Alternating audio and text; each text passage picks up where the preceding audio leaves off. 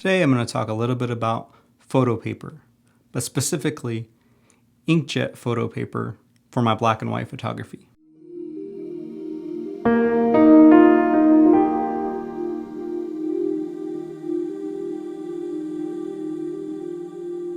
Because of price, availability, my love for my Fujifilm cameras, among other reasons, I've stopped shooting film for the foreseeable future.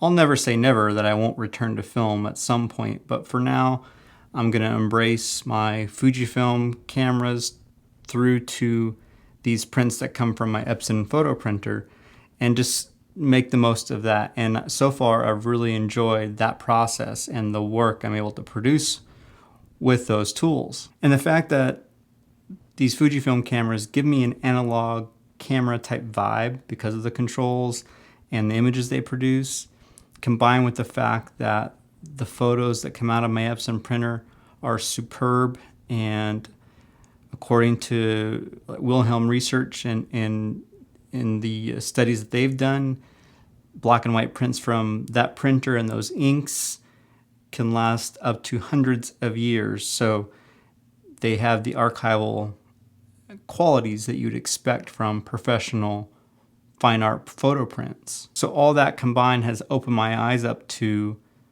the benefits of a workflow like this, starting from digital and ending up on a high quality photo paper made from my Epson photo printer. Now you could take the bits of information from this video and other videos I make on my printer and combine that with a hybrid workflow, just like I was using for a while, where you shoot film and scan it and then print out with an inkjet photo printer, which is completely valid. But for the last few years, 2020, 2021, for the most part, my goal was to do as much as I could with all film, from capture to darkroom print, the whole process analog. And I really enjoyed it and it was fun.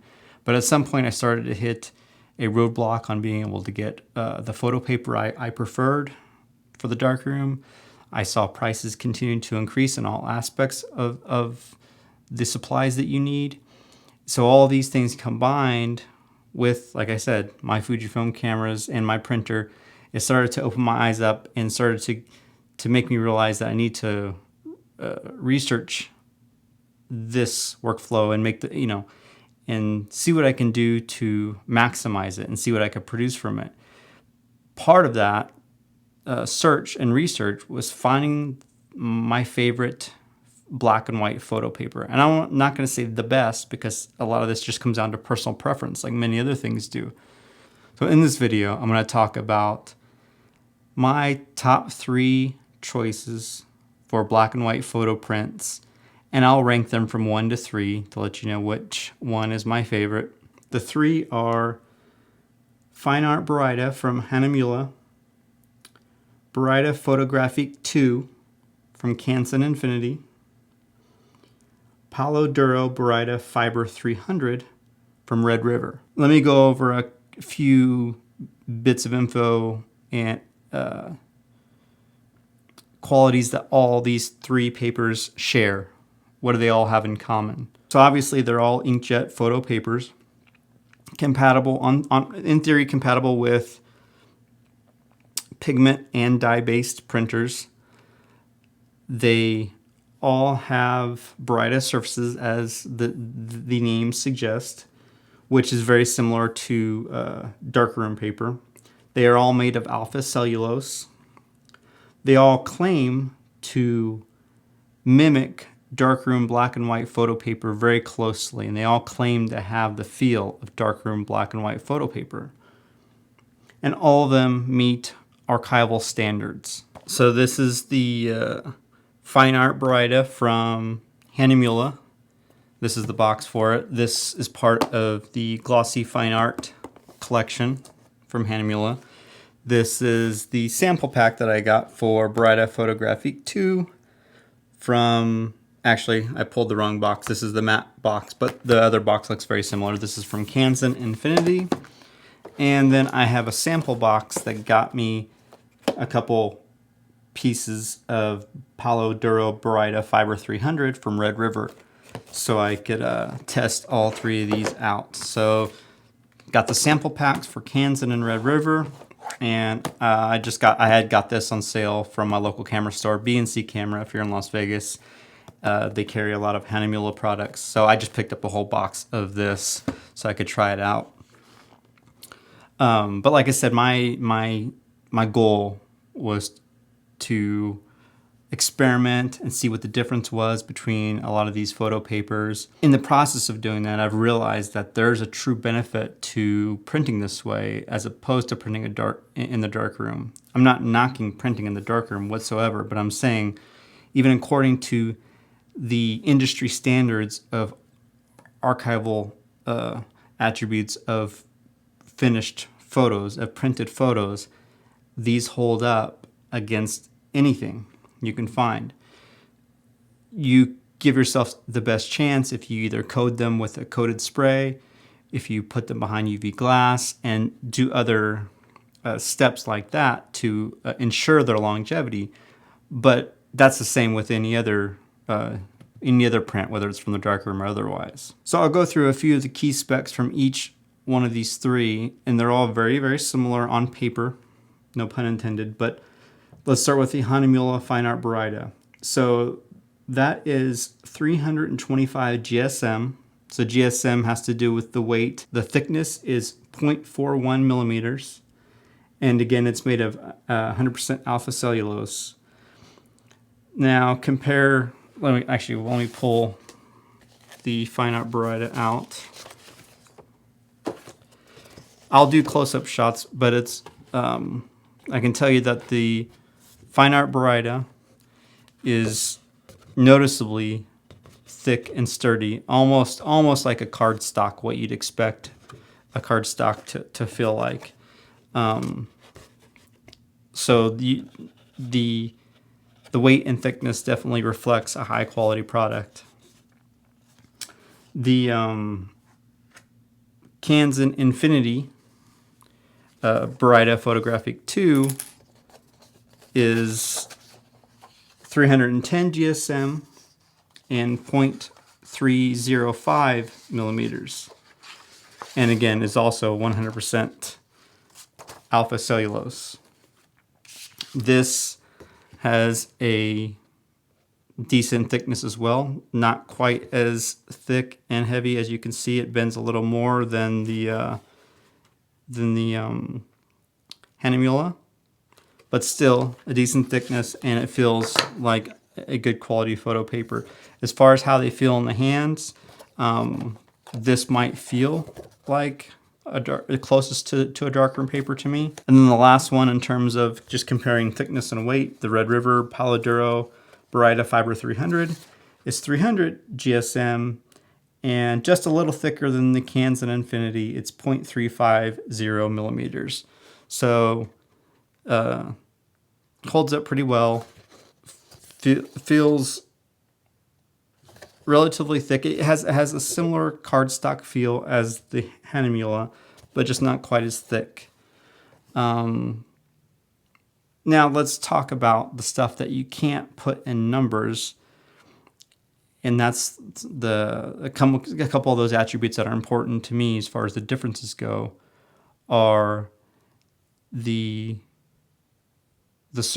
glossiness or the shininess of the surface, or how glossy, how matte it is, the texture of the surface, how the texture looks and feels, and then obviously the actual attributes of how the ink, how the richness of the black and white tones are portrayed on the paper. Like I said, this is a black and white journey for me. So these would do well with color, I'm sure, but I'm just deep into the black and whites, and this is what this is about. Okay, so as far as surfaces go, I have a sheet of luster paper from Epson. So this is Epson's luster paper. Canon's luster paper has some similar attributes to this. So I'm using this as a base measure, as a reference point. So if this is like my standard, I have an Epson printer right now, so this is my standard luster paper from my printer manufacturer. So this is what I'm using as a reference point. Most luster papers from Canon and Epson have a very, very fine texture. So there's a slight texture to it, but it's very fine, and almost like a very, very fine sandpaper. Consistent, fine, but still textured. Now, if I compare that to, let's say, the Hahnemuehle has a slightly more randomized texture. It's hard to explain. It's almost like a leather type texture, I would say. And at first, I wasn't drawn to it right away, but after printing all different kinds of tests, I kind of realized that this all of a sudden became like a standard in my mind. Like I started to compare a lot of things to it. So this texture, like I said, has almost like a leather type feel to it. Now, if I go to the Red River is maybe somewhere between the luster and the Hahnemuehle, where you can see a little bit of a consistent texture, but yet there are some randomized, like almost leather type texture elements to it, but much less so than the Hahnemuehle. But there's still definitely noticeable texture to it, and it gives it some depth for sure, but just not quite as much as the Hahnemuehle. Now let's compare the Red River to the other two. Now the Red River has some texture, but this paper is definitely more smooth. And in terms of gloss, I haven't talked about gloss yet. This might be the most glossy out of the three. Like they're all going to reflect a light here, but I think that the Canson, sorry, I don't know if I said that right here, but the Canson might be the most reflective, and I think the Hahnemuehle might have the most the least reflection out of any of them. They're all luster type surfaces, meaning that they're all like semi-gloss basically. They're even though they're categorized in the gloss for Hahnemuehle, they're all essentially they're closer to a luster as far as glossy goes and reflection goes than they are to any other surface. So if you've printed with luster paper, you're going to get a similar reflection element out of these. Now, obviously, all of these are printed on 8.5 by 11 sheets. My concerns and factors that I might take into account may differ if I was doing this test on 4x6 or 5x7s for smaller prints. It also may differ if I did this test on larger prints. But most of my prints that I'm going to sell are going to be 8x10, 8.5 by 11 type photo prints. So this is why I'm starting here. This is to find my base set of photo papers to work with. So when I start shipping prints and selling prints and selling work like that, I know what my go-to papers are and why I'm choosing them, what the differences are. So all things considered, when looking at when considering the weight, the thickness, the texture, the glossiness, the tones, and how the ink adheres to the paper, all things considered, my favorite is the Hahnemuehle Fine Art Baryta. And it's not so much the thickness and weight is an added benefit, but I've really just fallen in love with this texture of this paper. And I'll try to do some close-ups so you can kind of get somewhat of an idea. But there's something just really beautiful about the texture of the fine art baryta of the Hahnemuehle, and that would be my number one, my top out of the three. My number two would be the Palo Duro Baryta Fiber 300 from Red River, because it feels pretty close in many of the attributes to the Hahnemuehle, but it does have a different texture, but not in a bad way. It's just almost a preference type thing. And this might be a situation where if I'm printing maybe someone's portrait or something, that portrait or something might do better for the Red River paper. But all things considered, the Red River is my second favorite. Although none of these are bad whatsoever, I did want to rank them for you. So number three is the Canson Infinity Baryta Photographique 2. Although a fantastic paper for what I'm going for most of my street photography and whatnot, I think I just prefer the other papers over this one. But these preferences may change, but right now this is where I'm landing. I like the texture of the other ones over the Canson. Although in my limited experience with the darkroom, and I admit it's limited compared to many people, I only had a few years in the darkroom compared to people that had 10s and 20 years in the darkroom. In my experience, most of my experience in the darkroom has been in the last few years, where our availability for darkroom paper is very, very limited compared to what it was a long time ago. There was a lot more factories, a lot more paper choices back in the day. But from what I've printed recently in the past few years, in terms of comparing, I printed on a few different types of Ilford darkroom paper and Kintmere darkroom paper. The Canson Infinity might have the closest feel to the fiber gloss paper from, one of the fiber papers from Ilford. It might be closest to that. So if you're looking for Ilford fiber type paper close to that, the Canson might be for you.